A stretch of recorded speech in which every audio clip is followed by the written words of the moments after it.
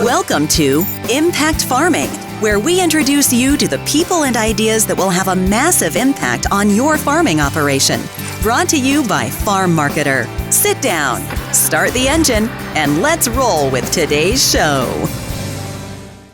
Hello, everybody, and welcome back to another episode of the Impact Farming Show. Today, we have another amazing guest. We have Tom Fields joining us. Welcome, Tom.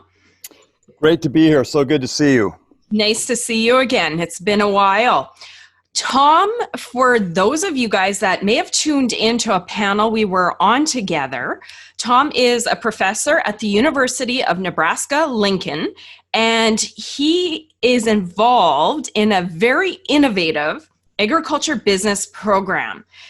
Today, I have Tom coming here to join us and chat about a very timely subject. As we all know, we're in the middle of a pandemic. Who would have ever thought? So Tom had the idea to chat about planning for the unthinkable. And I think this is going to be an amazing episode. As we know, stuff can happen. So I'm very excited to have you, and I'm excited to dive in and get your wisdom on planning for the unthinkable. So welcome, welcome, welcome. Now, why don't we get you to share a little bit more about you and what you do with our audience, and then we'll dive right in. Great. Well, I have a very non-straight line life experience. I grew up on a ranch in western Colorado, and I'm still a partner in that business. And I've spent the last 10 years at the University of Nebraska helping build a program called the Angler Agribusiness Entrepreneurship Program, which is a mouthful. And what the Angler program really does is we exist solely to embolden our people on the courageous pursuit of their purpose through the art and practice of entrepreneurship. So our vision is how to take people's talent, their capacity, the very thing that gives them that spark of life, and apply that in the world of creating and building innovative solutions, serving customers in unique and powerful ways, but with purpose at the center. Because as it turns out, most entrepreneurs who are really, really successful, the purpose side of it is so critical, and we've really tapped into that. But I also grew up in a family ranch. I've spent lots of my career working with family businesses, with small and mid-sized companies, everything from co-ops to manufacturing companies to supply chain oriented folks in food business to banks, etc. And one of the things that is just a reality in my life experiences is that there was the day when the phone call came that I most didn't want to get, and that was the phone call that, hey, your dad's gone. And and when that happens, that's when you get really serious about understanding the power of a good contingency plan. Ooh, that hit home. And thankfully we haven't had to have any of those calls. We had a close call on one of them, but exactly. And I don't know if it's just human nature. It probably is. Do we ever want to plan for the unthinkable? Yeah, no, our brain is not wired for thinking about or dealing with that which is just sort of unpalpable or so painful that we just don't even want to think about. I think about the pain of people who have suffered the losses, the ranchers who lost so much in those fires in California. And every time I read Dave Daly's letter, I just want to cry, because I know, and there was nothing they could have done. I mean, in that one, contingency planning was not going to solve that problem. But I think we reject that because it's like, we just don't want to deal with it, right? We just don't like dealing with that which is painful or unthinkable. And so it takes a certain sort of discipline to actually face that, so that when the time comes, because we all know sooner or later there will be those moments, then maybe we've got a better chance of being able to weather the storm. You know, it is definitely human nature. And I think we speak a lot on the show about egg business. And a big part of that is having a will in place and succession planning, transition planning. But I heard somebody quote on LinkedIn the other day, and they said, superstition is one of the biggest reasons that people don't create a will. They think by creating a will, it's going to cause them to die. And maybe I'm going to knock on wood right now. So there's some I'm with you. superstition. How appropriate, right? Knock, knock, knock. But it's true. We just don't want to think about those things. So, you know what? On the flip side, it is, like you said, it's going to happen to all of us. Let's just get a plan in place, put it aside, and then when it happens, and we're prepared for it. So again, we know there's so many different types of planning in business, and we do focus on a lot of these on the show, the transition, the financial, all of those. We are going to be speaking today and diving into Tom's 4 pillars, so to speak, on creating a contingency emergency plan. So I want to prompt you with this. I know you are passionate about this message and you speak to farmers about it. Why now more than ever? Is it just on the forefront? I think that might be an easy answer too. Well, I think it's easy. The pandemic and the recent, sort of attention, at least in the U.S. around the impact of the fires, I think sort of heighten our interest in that. But it's a reality and an important plan for every generation of farming and ranching, and really across businesses. And they're full on consultancies that only deal with contingency planning in large and mid-sized businesses. But I think in the ranching and farming world, it's just absolutely critical, because we are in a business that has a certain inherent danger to it. Yeah. And that makes contingency planning, I think, all the more important, right? I had shared a quote with you. Planning is attending to the goals we ought to be thinking about and never do, the facts we do not like to face, and the questions we lack the courage to ask. Powerful. And that really is the heart and soul of it. And oftentimes, if we can just wrap our head around the fact that, look, if we practice a little bit, if we're prepped for something, we have a better chance then of actually getting what we want, which is to really honor the legacy of the person who maybe is injured, is ill, is incapacitated, or has passed away, and to protect the legacy of our business when we encounter an unexpected event like a flood, a fire, a pandemic, a disease outbreak, right, in the herd, which can create a trade dispute between nations, can be another one of those things that can really, as we were talking earlier, thinking about, back to the days of the new variant CJD challenges, that certainly we have a long history of needing to have contingency planning. Amen. Okay, you just covered the contingency plan. That is a tongue twister when you say it fast. The emergency plan, I'm going to shorten it that way. The purpose, that was perfect. So why don't we dive into high level what the contingency plan is, and then we'll get into each one of those pillars. You want to touch on that? You bet. So the contingency plan, what it really does is it gives you a path when you can't think clearly, because so much is coming at you, right? I think about, I have a couple of really good friends who are in the athletic coaching business, and they will plan out, and they're at a pretty high level, and they will plan out against every possible scenario of a game. Even like if they're ahead by, a huge margin, a hockey game where a team's up 6-0, right? But they've got a plan. If the other team comes back, what are we going to do to stop that momentum of that other team as they get on that run on us, so that we can stop it?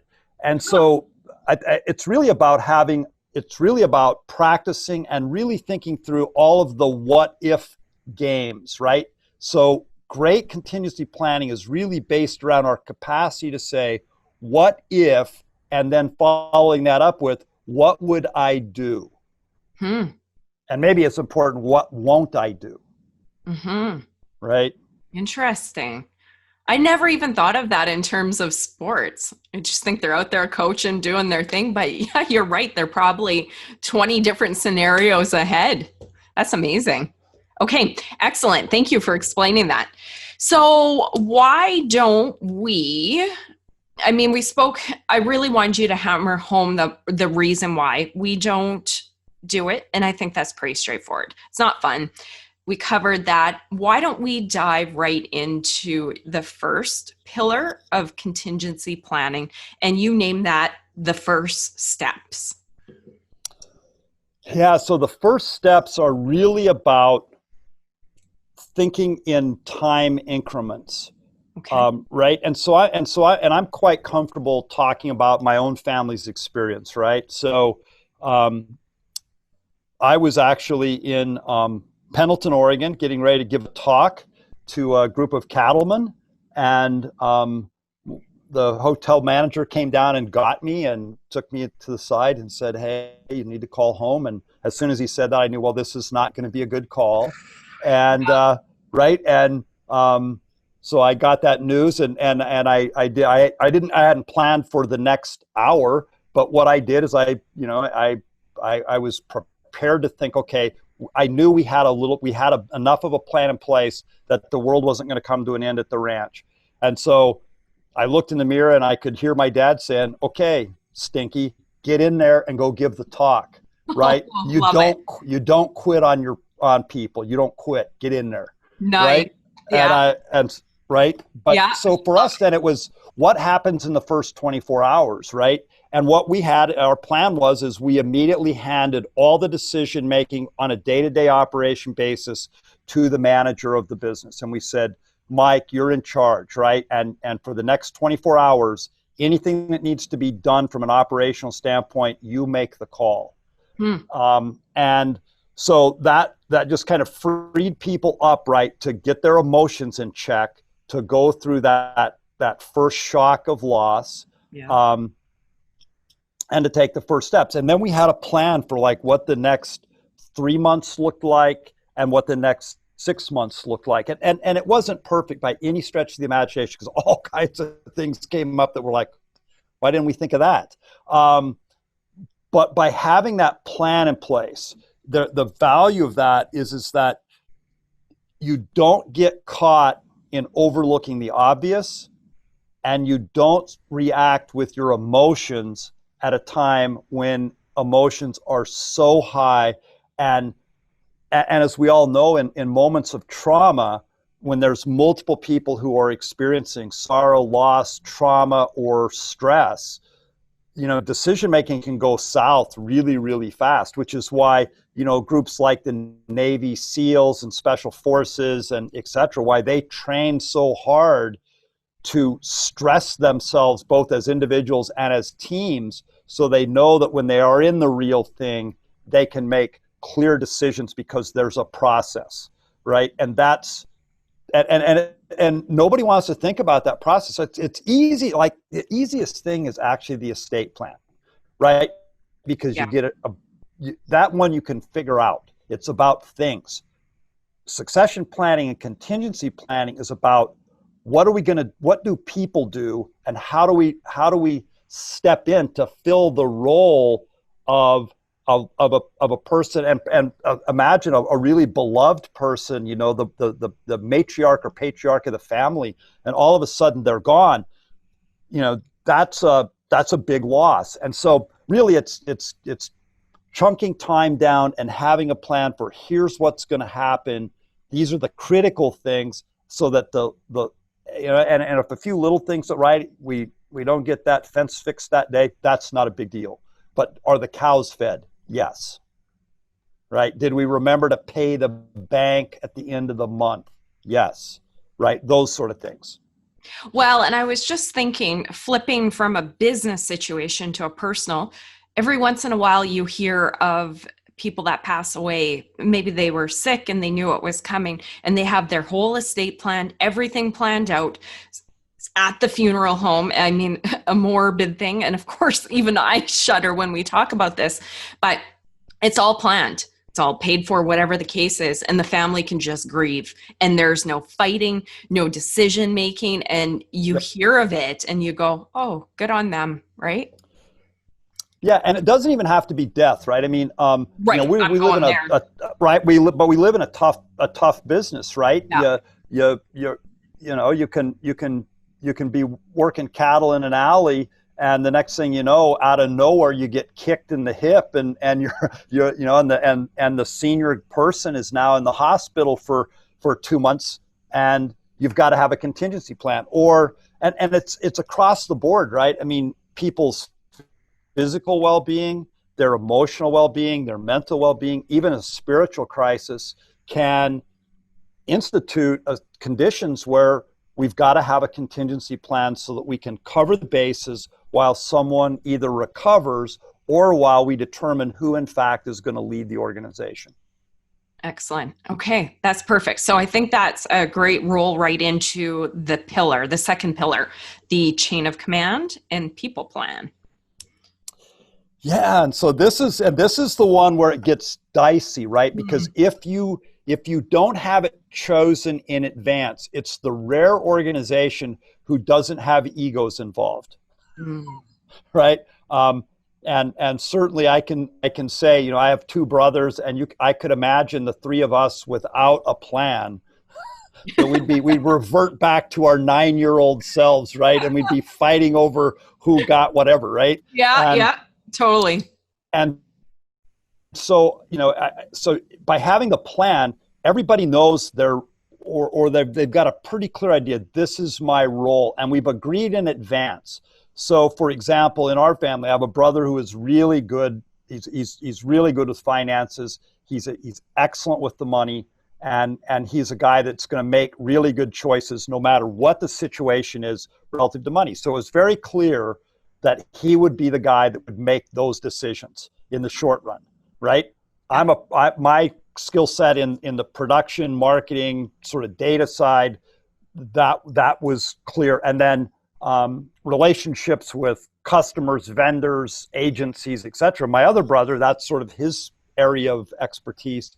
And it was clear like that was what he was going to do. And then we would get everybody together, once a week on the phone, and we would make sure we had the whole clan, sort of on their A game. But to do that, you have to be willing to acknowledge the expertise of others. You also have to be willing to acknowledge what you're not so good at.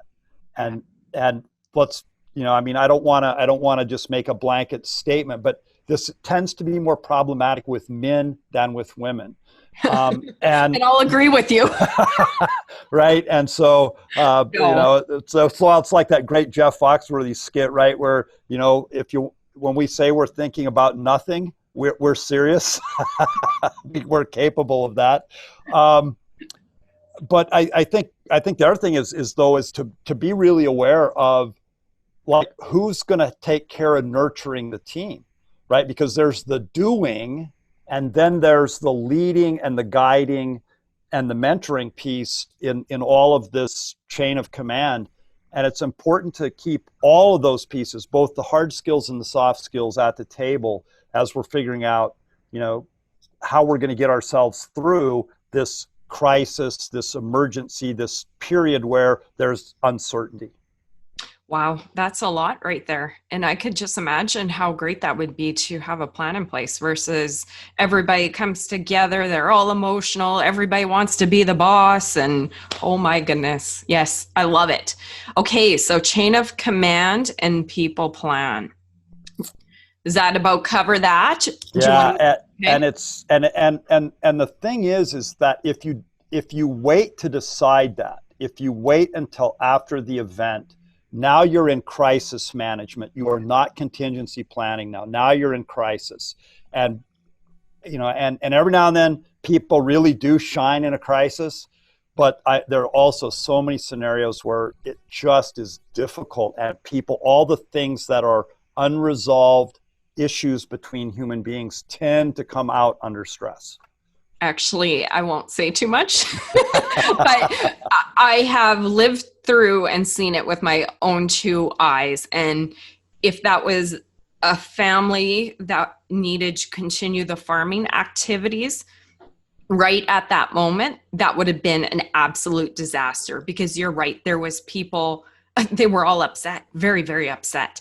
And you could just see stuff from the past and all of that. Oh my goodness. No blame at all. I mean, we're human, right? So Right. I can completely understand if people are coming to the table and you're trying to think logical in that moment. Good luck with that.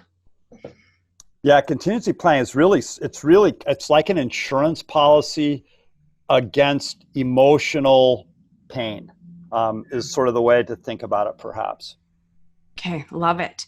So number 3, financial responsibility. And this is an important part, granting the proper access. Yeah, and this can be challenging because if we have a senior generation in a family business, for example, who is clinging to those reins, right? And we know of those situations in the world, right? The matriarch or patriarch who at 85 years of age has not shown anybody the financials in 50 years, right? And there's 2 generations behind them who are just working their tails off, but they have absolutely no idea they just don't know. They don't know who do we owe what, and they might not even have a relationship with a banker, with a lender, with the accountant. And so the financial piece is absolutely critical because a couple of things. One is you don't want everybody to have spending and fiduciary authority because it's chaos.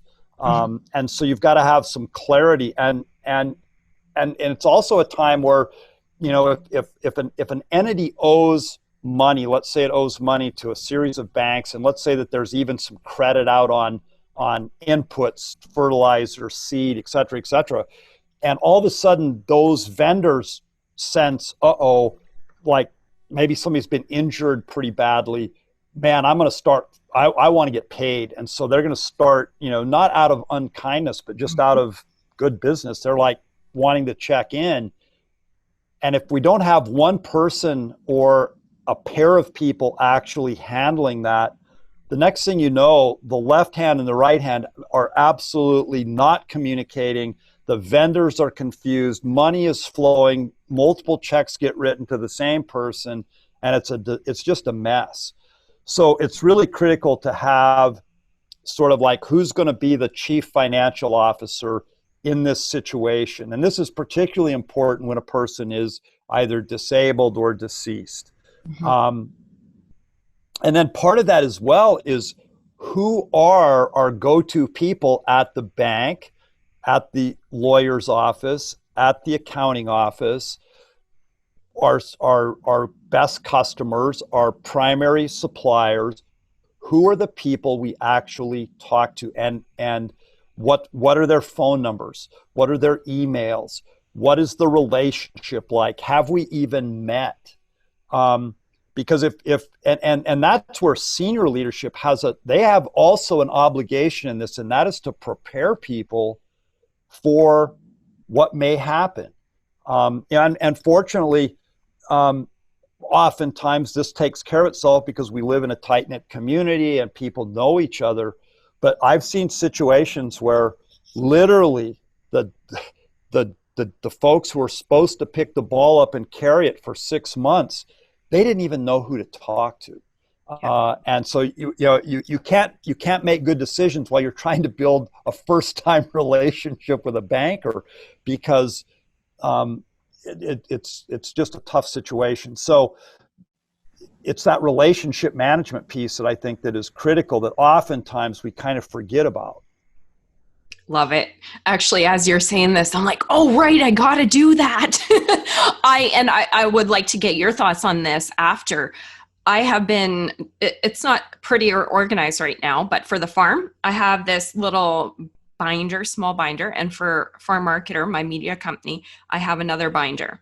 And in there, I have all business loan papers for both companies. And then I put bank statements and then file them in order. It's all just stuck in there at that point.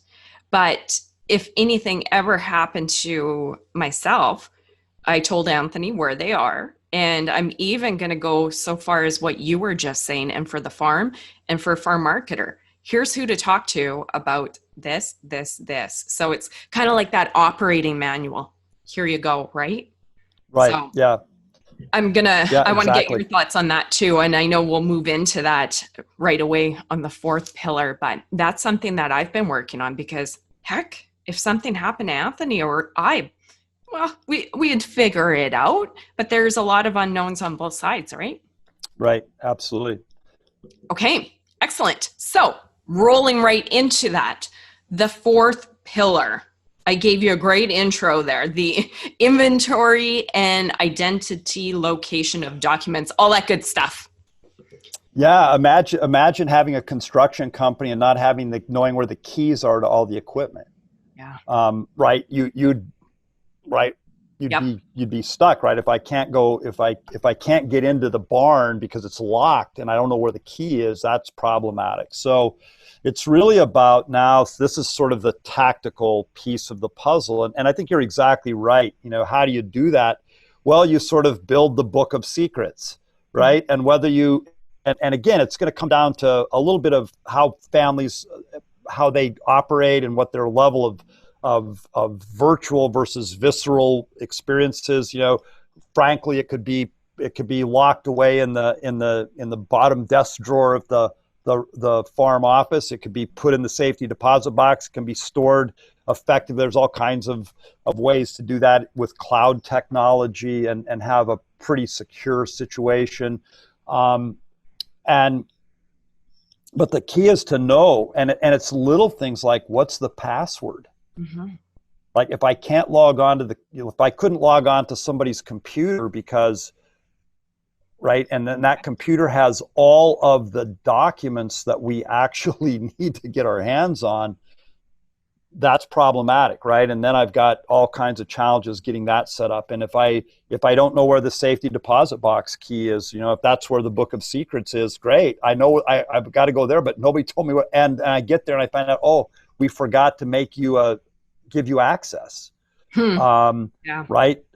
Being able to have signing authority at the bank, right? If you don't have the authority to spend dollars on behalf of the company, then you've got to go through a whole realm of legal stuff to try to get that authority, as the executor or as the emergency person in charge. So there's a lot to think about that. And I think the best way to figure out is to actually play a little game. And you've got to sort of take a little bit of a dark sense of humor into this one.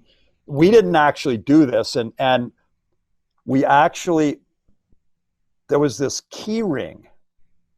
And Tracy, I'm not kidding. There were 150 keys on this key ring.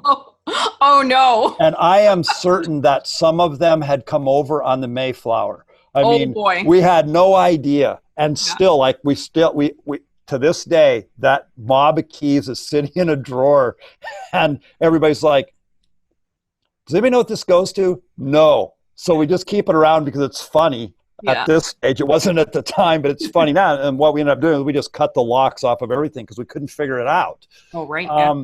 And so, it's working through this little game where you say, okay, mom, dad, the senior leader, the senior management, they've been abducted by aliens. So make it funny and fun, right? And we can't like that. Or they had a midlife crisis. They hopped on a Harley and we haven't heard from them for 20 days.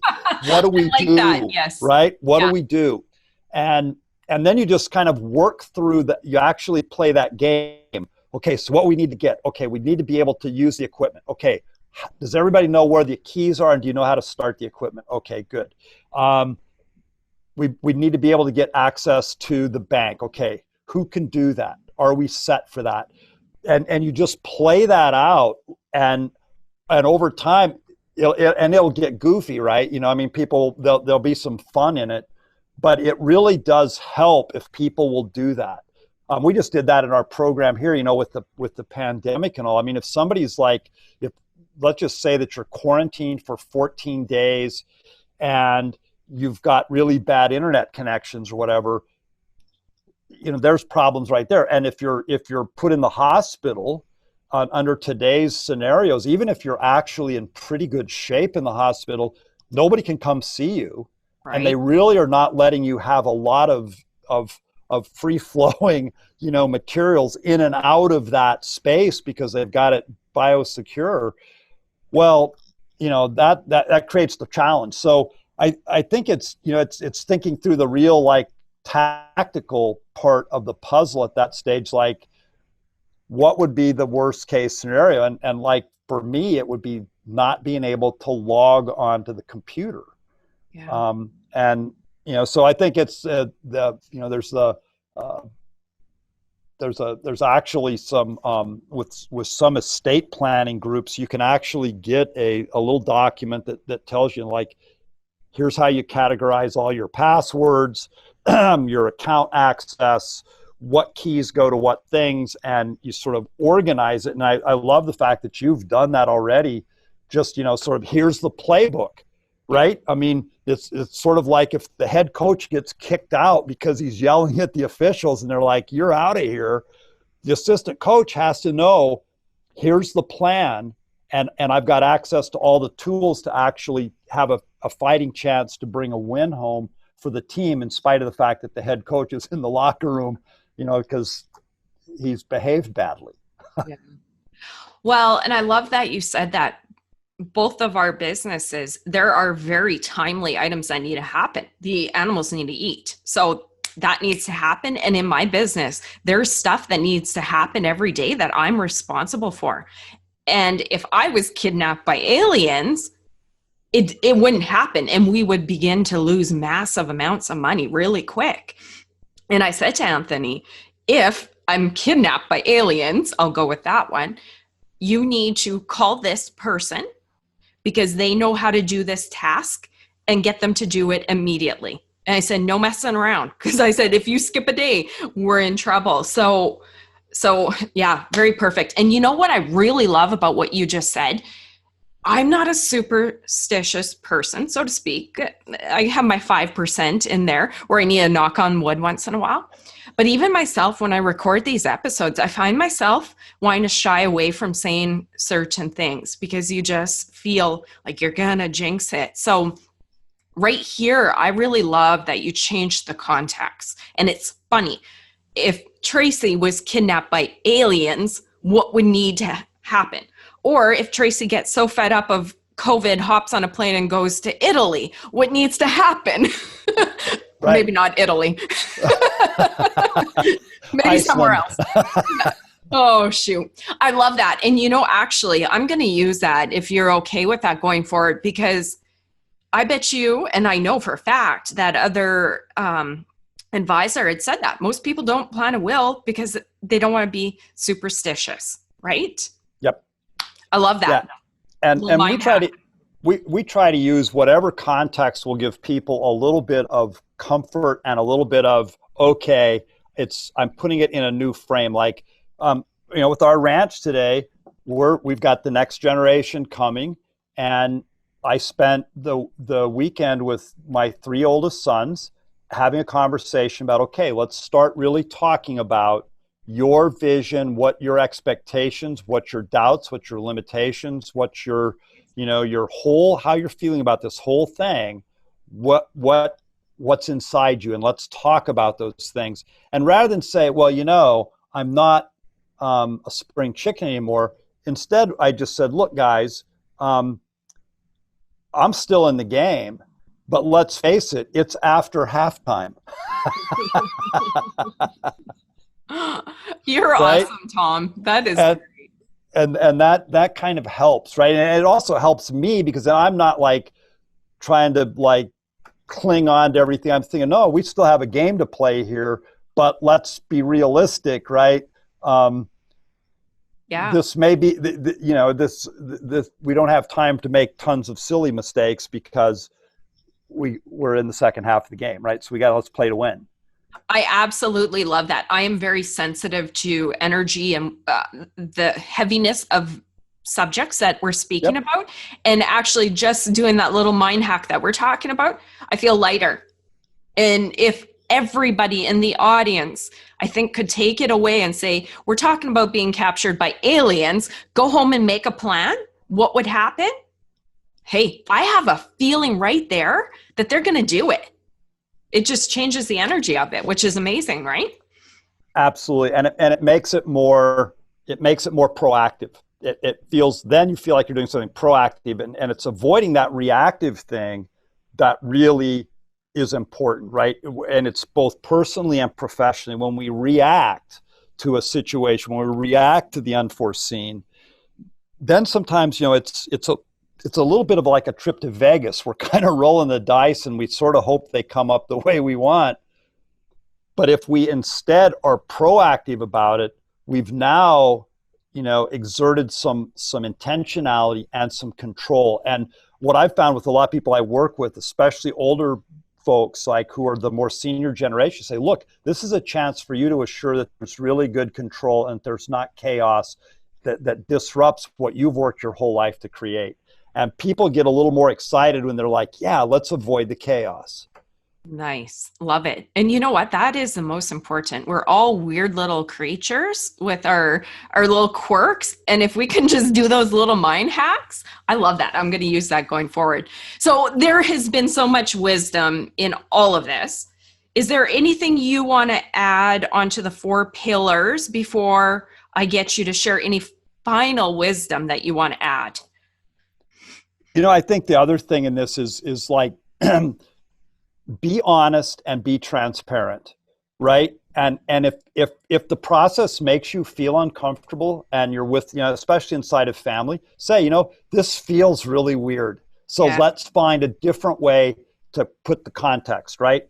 And when we express those reservations in a affirming way, and we just say, look, this scares me, right? When you name it, all of a sudden it's less scary. It's when we don't address that I think we find lots of challenges. And the other thing is to be super honest with ourselves.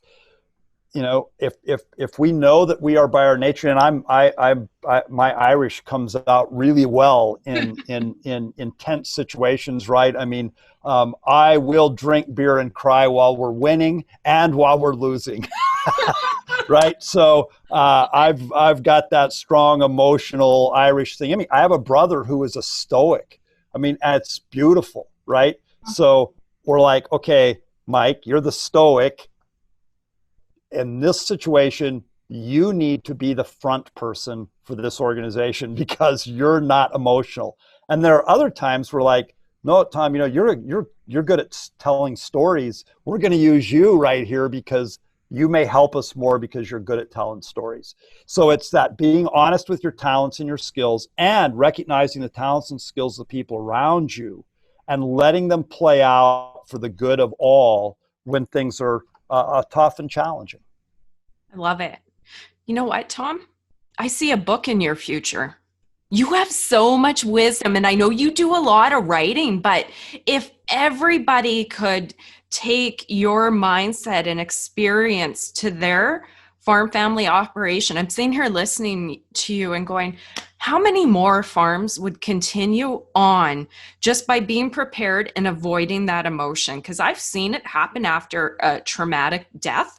And if that was, like I said, where they had to sit down and decide on the farm, it would have imploded right there.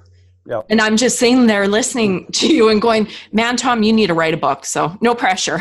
Okay. I'll put that on my bucket list. Yeah. I'm expecting one. And the first copy needs to be made out to me and signed. Okay. Okay. You got it. Maybe we'll do it together. Oh, geez. Wow, geez. Why did I loop myself into that? See how I managed to get you back into the accountability with me. You got to be a professor. Just loop me in on that, eh? Oh, this is great. That is so much wisdom, Tom. I've loved it. I have had so many game-changing moments. Any final parting words before we wrap up? You have a lot there. Yeah, the only thing I would wrap with is to say, like, this is a multi-generational deal, and don't dictate it. Invite people to the conversation, plan, be thoughtful about it. I pray every night that we don't have to execute that plan ever, right? Because I'd prefer to have a great plan on the sidelines that we never execute, because we're a lot more confident in what we do, I think, as a result of that. But the thing I would encourage people is, man, do not try to plan in the midst of crisis, because it's so hard. And there are people who manage to find their way through that. But, when you're at your best, you can do your best planning for the unthinkable. And then if and when that comes, you're better prepared, and you're going to be a lot more of a blessing to the people around you if you're prepared for it. Amen. Love it. Thank you so much for joining us. I really appreciate the time you spent here. And thank you guys for joining us on this awesome episode. If you liked it, like it, share it, subscribe to the channel, and I'll see you guys next week on the next episode. Bye. You've been listening to Impact Farming. For more great episodes and articles designed to help you manage and grow your farming operation, head on over to farmmarketer.com. Don't forget to sign up while you're there. We will see you on the next episode.